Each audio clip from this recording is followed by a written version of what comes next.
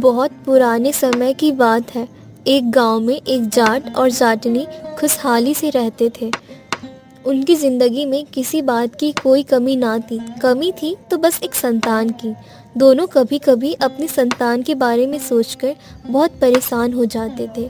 एक दिन जाट को बहुत अधिक काम था, इसलिए बिना खाना खाए ही वह खेत में जाने लगा और जाटनी से कह गया, भाग्यवान, खेत में जा रहा हूँ। दिन में मेरे लिए खाना लेकर खेत में ही आ जाना। अरे, नाश्ता बना है, खाकर चले जाते तो अच्छा था। पर कोई बात नहीं, मैं खेत में ले आऊंगी खाना। याद से, आप निश्चिंत होकर जाइए। जाट जाकर खेत में काम करने लग गया।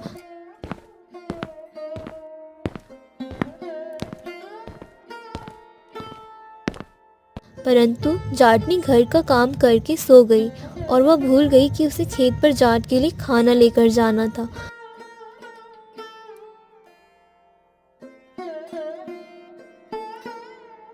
अब तो भूख बर्दाश्त नहीं होती। शायद हो सकता है मेरी पत्नी खाना लाना भूल गई हो। वह अपने बैलों को वापस घर की तरफ ले जाने लगा। रास्ते में एक बच्ची कपड़े में लिपटी हुई दिखाई दी। उसने इधर उधर देखा।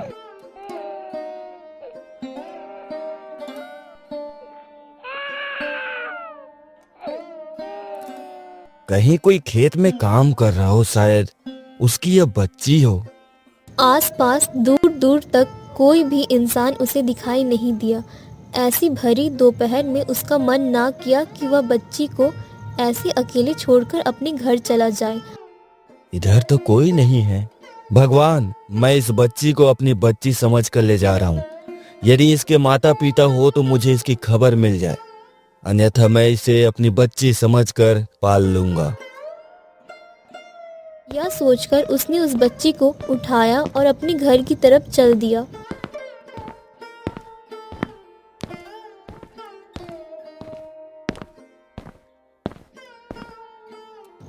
घर ले जाकर उसने जाटनी की गोद में वह बच्ची दे दी। यह कौन है जी? और आप किसकी छोटी सी बच्ची उठाकर ले आए हो? मैं जब खेत वापस आ रहा था तो वही मुझे यह मिली। मैंने बहुत ढूंढा कि कहीं इसके माता पिता कुछ काम कर रहे हो खेत में, लेकिन मुझे कोई न दिखा, इसलिए मैं इसे यहीं ले आया। हम इस बच्चे का नाम क्या रखें? यह तो तारा की तरह सुंदर है, तो हम इसका नाम तारावती क्यों न रख दें? यह तो बहुत ही सुंदर नाम है। दोनों तारा की खूब देखभाल करते।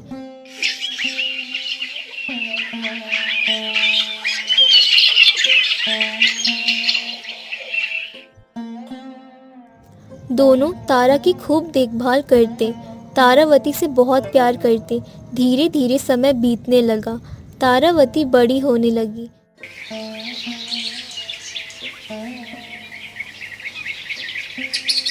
लेकिन एक दिन जाट और जाटनी अपने खेत में काम कर रहे थे और तारावती को घर पर छोड़कर गए थे। अचानक खेत में एक बड़े बिल में से एक नाग निकल कर आया और जाट जाटनी दोनों को उसने डस लिया। आसपास दूर दूर तक कोई ना था। दोनों बेचारे जाट जाटनी तड़प तड़प कर वहीं मर गए। तारावती को बहुत दुख हुआ, वह बहुत रोई। अब तारावती का ख्याल उसके पड़ोसी ही रखने लगे। उसके पड़ोसी बहुत अच्छे थे। जैसे ही तारावती जवान हुई तो उन्होंने उसकी शादी एक व्यापारी से कर दी। उस व्यापारी का भी कोई ना था। जब शादी करके तारावती ससुराल गई तो कुछ दिनों बाद ही व्यापारी दूसरे गांव में व्यापार करने चला गया। जब वह कुछ समय बाद वापस आया तो तारावती ने उससे कहा,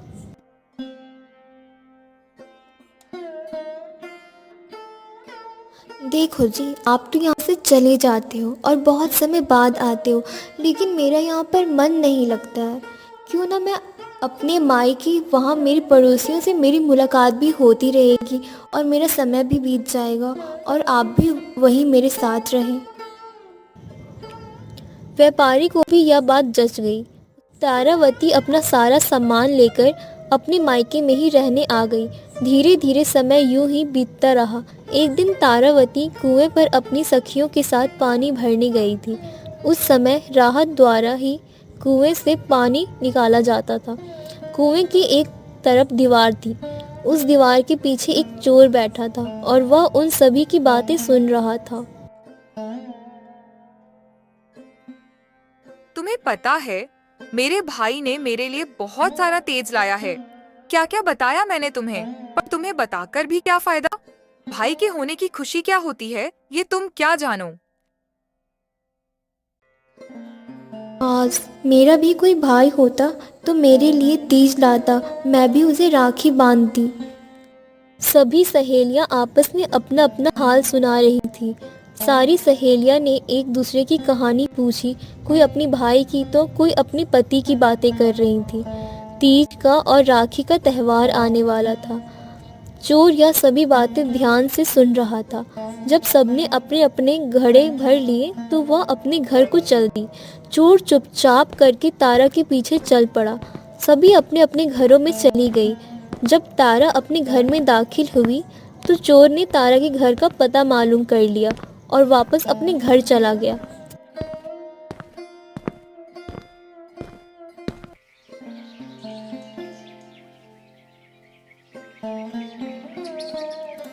कुछ दिनों के बाद चोर चावल, चीनी, साड़ी, चूड़ियाँ, फल, मिठाई, सारा सामान लेकर तारा के घर पहुंचा। चोर ने दरवाज़ा खटखटाया तो तारा ने दरवाज़ा खोला और सामने अजनबी को देखकर वह उससे पूछने लगी, आप कौन हो? मैं तारावती का भाई हूँ और मुझे उससे मिलना है। मैं ही हूँ तारावती, लेकिन मेरा तो कोई भाई नहीं है। मैं तुम्हारा ही भाई हूँ। जब तुम 3 महीने की थी और माता पिता खेतों में काम करने गए थे तो तुम्हें एक जानवर उठाकर ले गया था। तब मैं 6 साल का था। हमने तुम्हें बहुत ढूंढा पर तुम नहीं मिली। आज माँ को पता चला कि तुम इस घर में रहती हो तो माँ ने ही मुझे यहाँ भेजा और मैं तुम्हारे लिए यह सब सामान भी लाया हूँ। देखो माँ ने तुम्हारे लिए क्या क्या भेजा है। माँ की तबीयत ठीक नहीं है। अगर तुम चाहो तो वह तुमसे मिलना चाहती है। 2-4 दिन माँ के पास रुक जाना, उससे मिलकर फिर वापस मैं तुम्हें छोड़ जाऊंगा। आगे तुम्हारी मर्जी। ठीक है भाई। सुबह हुई तो तारावती तैयार होकर चोर के साथ चल पड़ी अपनी माँ से मिलने की। उसे बड़ी इच्छा हो रही थी। थोड़ी दूर चलकर उसे प्यास लगी तो उसने कहा, भैया मुझे पानी पीना है। आगे कुआं है बहन, वहीं पानी पिला दूंगा।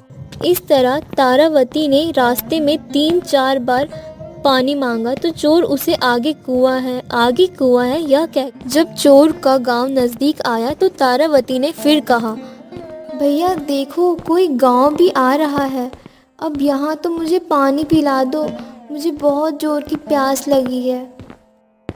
मैं तुम्हारा कोई भाई भाई नहीं हूँ। कब से भाई भाई की रट लगा रखी है। तारावती समझ गई कि दान में जरूर कुछ काला है।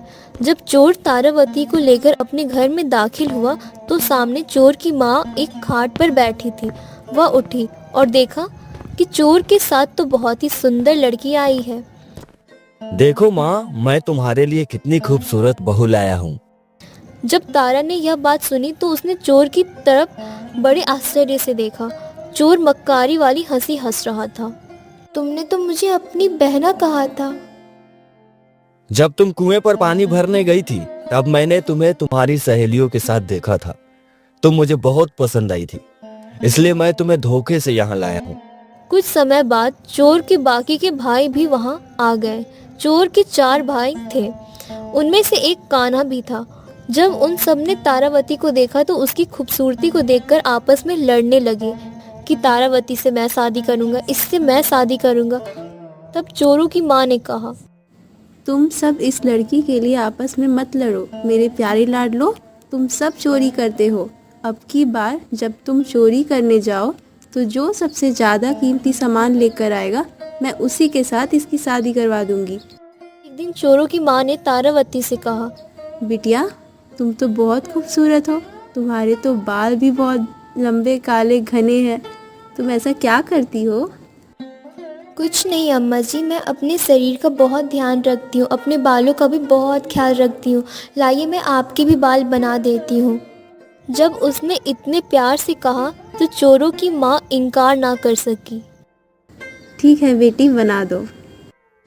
उसने चोरों की माँ के बाल खोले और उनमें कंघी करने लगी। चोरों की माँ को बड़ा अच्छा लग रहा था। अम्मा जी, आपके सर में तो बहुत जुए हैं और बहुत आपके बाल गंदे भी हो रखे हैं। आप नहाई नहीं क्या? चलिए मैं आपको नहला देती हूँ।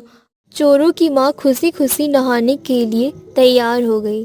फिर तारावती ने चूल्हे में आग जलाकर उस पर एक बड़े से भगोड़ में पानी भर दिया और गर्म होने के लिए रख दिया। जब पानी खूब अच्छी तरह गर्म हो गया तो तारावती ने पूछा, अम्मा जी, आपके साफ कपड़े कहाँ रखे हैं? चोरों की माँ ने चाबी निकालकर तारावती को दे दी। तारावती ने जब अंदर संदूक का ताला खोला तो देखकर दंग रह गई। संदूक में बहुत सारा सोना चांदी, बहुत सारा पैसा रखा हुआ था। तारावती उस समय तो चुपचाप चोरों की माँ के कपड़े निकालकर ले आई। फिर उसने एक चार की ओट में चोरों की माँ को नहलाना शुरू कर दिया। पहले तो उसने थोड़ा हल्का गुनगुना पानी चोरों की माँ के शरीर पर डाला। जब चोरों की माँ को अच्छा लगने लग गया तो उसने लगातार पूरा उबलता हुआ पानी उस बुढ़िया पर डाल दिया। वह उबलते हुए पानी के दर्द के मारे तड़पने लगी और थोड़ी देर में तड़प तड़प के वही मर गई। तारावती ने उसे नए कपड़े पहनाए और चरपाई पर लिटा दिया और ऊपर से एक चादर से ढक दिया। ऐसा लग रहा था जैसे वह सो रही है। तारावती ने सारा चोरी का सामान इकट्ठा किया, जितना भी कीमती सामान था सबको उठाकर चोरों की बैलगाड़ी थी उसमें रखा और अपने गांव की तरफ चल पड़ी। जब वह अपने गांव पहुंची तो सबने सोचा कि तारा की माँ ने तारा को बहुत सारा सामान और जेवर दिए हैं। तारावती ने किसी को कुछ नहीं बताया। उधर जब चोर चोरी करके अपने घर पहुंचे तो उन्होंने देखा कि कमरे का दरवाज़ा तो बंद है। तारावती उनके लिए खाना बना रही है। जब उन्होंने झांक कर देखा तो चारपाई पर उनकी माँ लेटी हुई थी। उन्होंने सोचा कि माँ सो रही है। जब बहुत बोलने पर भी उनकी माँ ना उठी तो उन्होंने कमरे का दरवाज़ा खोला और अंदर जाकर देखा तो फिर माँ से पूछने लगे और माँ को उठाने लगे तो चौंक गए कि उनकी माँ तो मरी पड़ी हुई है। फिर उन्होंने जल्दी से अपना संदूक खंगाला। संदूक में से सारा धन, जेवर, सब कुछ गायब था। चोरों ने अपना माथा चोर के घर में ही चोरी हो गई। उन्होंने बहुत गुस्सा किया। तारावती को अब सबक सिखाना है और अपना जेवर और पैसा उससे वापस लेकर आना है। उन्होंने अपनी माँ का तह संस्कार किया और तारा को ढूंढने निकल पड़े। ढूंढते ढूंढते वह उसके गांव पहुंच गए।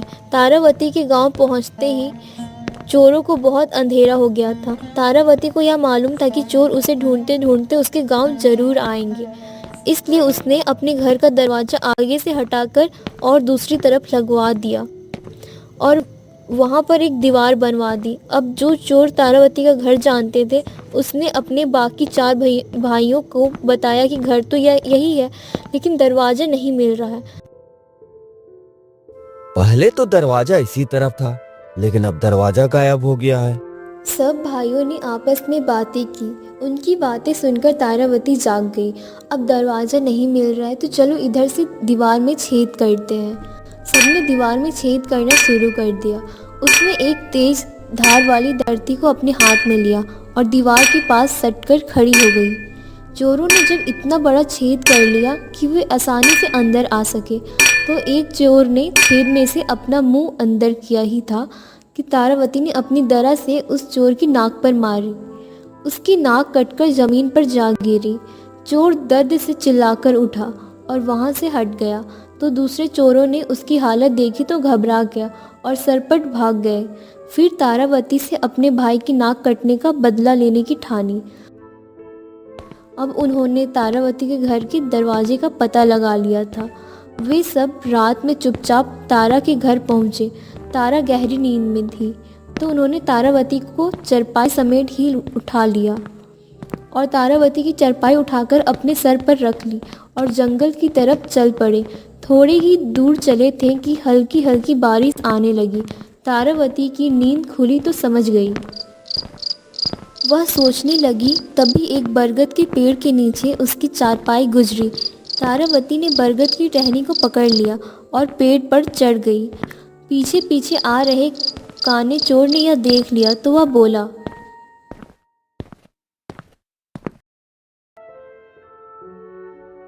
भाई, लड़की तो पेड़ पर चढ़ गई है, तुम्हें बहुत दिखाई दे रहा है, अंधेरे में हम क्या पागल है?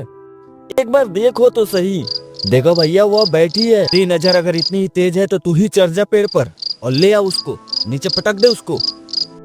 अब काना चोर ऊपर चढ़ने लगा। जब वह पत्तों में छुपी हुई तारावती के पास पहुंचा तो तारावती ने उसके मुंह पर ऐसी लात मारी कि उसकी जुबान दांतों में आ गई और वह धड़ाम से नीचे गिर पड़ा।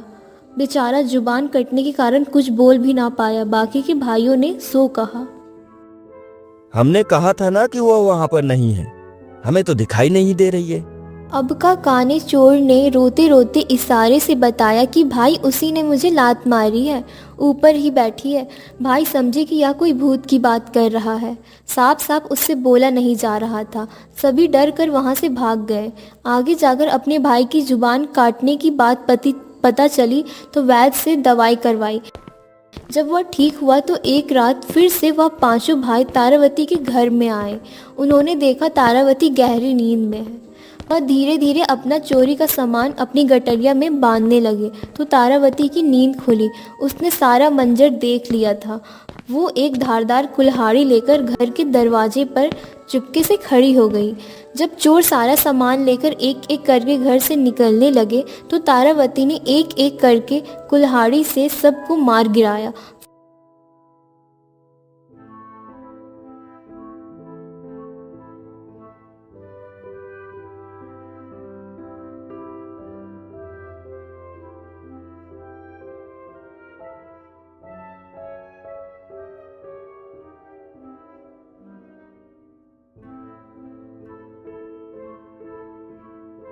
फिर तारावती ने पहले तो अपना सारा सामान घर में रखा, फिर उसके बाद एक साथ एक जैसी चादर 5 चादर लेकर एक एक चोर को एक एक चादर में बांधकर उनकी घड़े बनाकर रख दी। तारावती के गांव में रोजाना एक फकीर आता था जो हर घर के दरवाजे के सामने खड़ा होकर उनके लिए दुआएं मांगता और बदले में लोग उसे 1-2 रुपए दे देते थे। जब वह फकीर घूमता घूमता तारावती के घर के सामने आया तो तारावती ने पूछा, बाबा जी आप सारे दिन में कितने रुपए कमा लेते हैं? बेटी, मैं तो एक दिन में 50-60 रुपए ही कमा पाता हूँ। बाबा जी एक जादूगर है जो मुझे बहुत तंग करता है।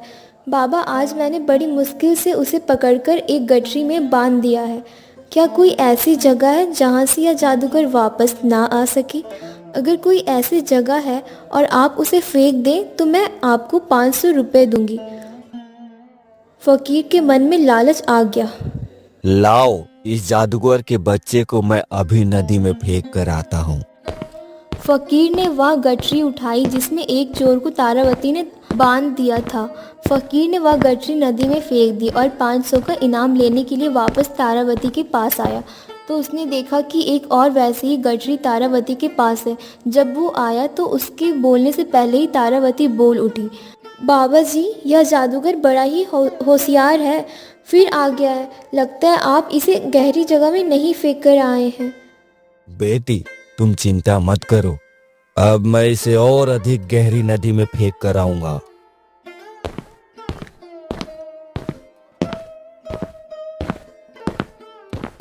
तो तारावती तीसरी गठरी लाकर रख दी और कहा, देखो बाबा मैंने कहा था ना इस गठरी को ऐसी जगह फेंकना जहां से यह वापस ना आ सके, लेकिन यह तो फिर वापस आ गया। बेटी तुम चिंता मत करो, अब मैं इसे और अधिक गहरी नदी में फेंक कर आऊंगा।